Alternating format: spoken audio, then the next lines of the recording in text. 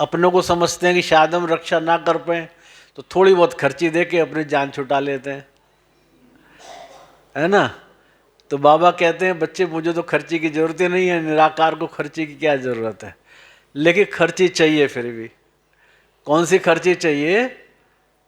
आपकी प्रतिज्ञा आपको करनी है, मैं तो करता ही हूं, आपको प्रतिज्ञा करनी है। तो बाबा कहते हैं कि भाई मैं तो प्रतिज्ञा में बंधा हुआ हूं, मैं तो कभी हटता ही नहीं हूं, भूलता ही नहीं हूं, लेकिन बच्चे प्रतिज्ञा करके भूल जाते हैं। तो बाबा कहते हैं भाई पहले तुम प्रतिज्ञा करो, क्योंकि मैं तो बंधा हुआ हूं, तुम खुल जाते हो बार बार। तो जब तक तुम प्रतिज्ञा को बंधे रहोगे तो मैं भी बंधा रहूंगा, तो पहले अपने को बांधो। तो जब हम अपने को बांध लेते हैं एक बार, तो बाबा फिर हमेशा के लिए बंध जाता है।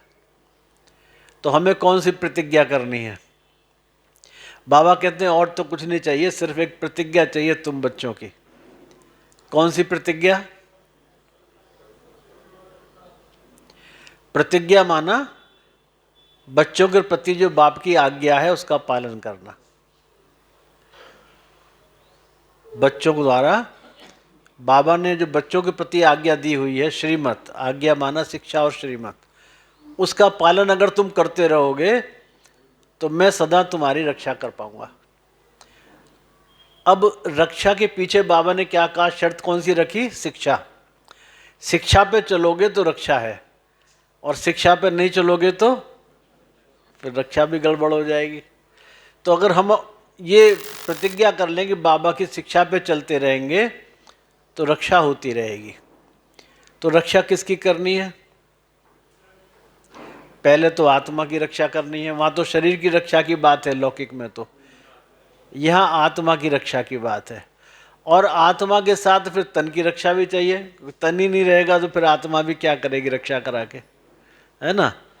और तीसरी चीज कौन सी है? धन। कहते हैं बाबा हमारे धन की भी रक्षा करना, व्यर्थ ना जाए, सफल हो जाए। शरीर अर्थ, परिवार अर्थ और यज्ञ सेवार्थ। अगर शरीर छूटे उससे पहले ही जो धन साधन संपत्ति है ये हमारी सफल हो जाए, व्यर्थ ना जाए, इसकी भी रक्षा। और चौथी हैं कि बाबा हमारे जन, तन मन धन और जन, हमारे परिवार की भी रक्षा करना।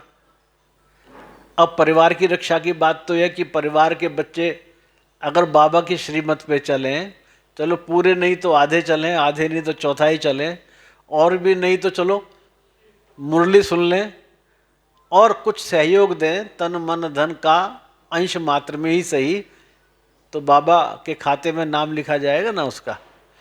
तो बच्चों को सहयोगी बनाएंगे तो बच्चों को भी बाबा उनकी भी रक्षा करेगा। तन मन धन और जन, तो मन तो आत्मा में आ जाता है, मन बुद्धि संस्कार, इसकी रक्षा। तो आत्मा शरीर धन और जन, इसकी रक्षा बाबा करेगा अगर हम बाबा की शिक्षा पे चलेंगे। तो बाबा की वैसे तो शिक्षाएं बहुत हैं, और अगर गागर में सागर भरो तो शिक्षा क्या है? एक ही शिक्षा है, पवित्र बनो योगी बनो। इसमें सब कुछ आ जाता है। तो आज की राखी भी कैसे? पवित्रता की राखी है। तो बाबा ने कहा पवित्रता का मतलब खालिस ब्रह्मचर्य नहीं है, सारी इंद्रियों की पवित्रता, अर्थात कोई विकर्म ना हो और सुकर्म होता रहे। पवित्रता माना पॉजिटिविटी, सकारात्मकता। हर इंद्री सकारात्मक कर्म करे, विकर्म ना करे, एक तो ये। और दूसरा संकल्पों की पवित्रता। संकल्प हमारे जो भी हैं वो पवित्र माना शुद्ध रहें, कल्याणकारी रहें, व्यर्थ या निगेटिव संकल्प ना आए। तो अगर ये दो चीज बंधी रहेंगी, संकल्प पवित्र और इंद्रिया पवित्र, तो फिर क्या होगा? योग अपने आप लगेगा। तो योग के लिए बाबा ने क्या विधि बताई? कौन सा परहेज बताया? एक बाप दूसरा ने कोई। एक बाप को याद करना है, और बाकी सब याद आएंगे या भूल जाएंगे? घर में युगल याद नहीं आएंगे, बच्चे याद नहीं आएंगे, व्यापार याद नहीं आएगा? संभव है ऐसा कि खाली बाबा ही याद रहे साथ में, बाकी सब भूल जाएं? आत्मा निराकारी जब शरीर छोड़ देगी फिर तो भूल जाएगी, शायद भूल जाए। सूक्ष्म शरीर में रहेगी तो याद करती रहेगी, तो जब निराकार स्थिति में बैठेंगे तो फिर भूलेंगे, नहीं तो नहीं भूलेंगे।